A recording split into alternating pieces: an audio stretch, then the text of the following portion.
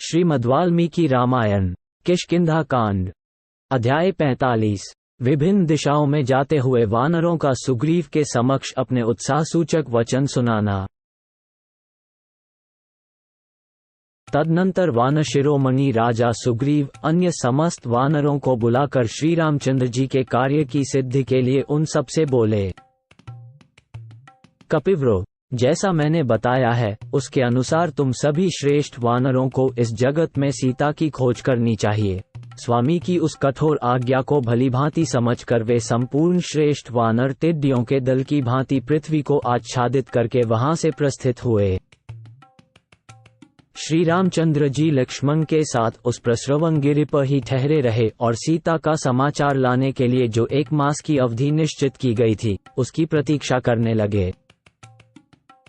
उस समय वीर वानर शतबली ने गिरिराज हिमालय से घिरी हुई रमणीय उत्तर दिशा की ओर शीघ्रतापूर्वक प्रस्थान किया। वानर युद्धपति विनत पूर्व दिशा की ओर गए। कपिगणों के अधिपति पवन कुमार वानर हनुमान जी तार और अंगद आदि के साथ अगस्त्य सेवित दक्षिण दिशा की ओर प्रस्थित हुए तथा वानरेश्वर कपिश्रेष्ठ सुषेण ने वरुण द्वारा सुरक्षित घोर पश्चिम दिशा की यात्रा की।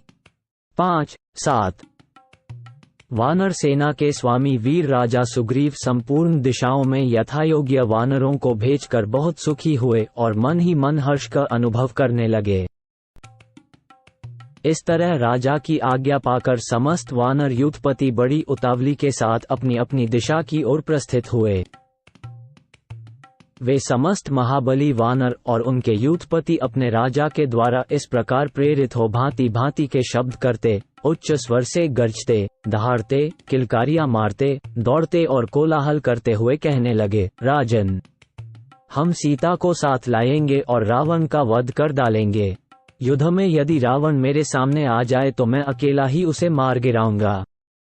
तत्पश्चात उसकी सारी सेना को मथ कर कष्ट एवं भय से कांपती हुई जानकी जी को सहसा यहाँ उठा लाऊंगा।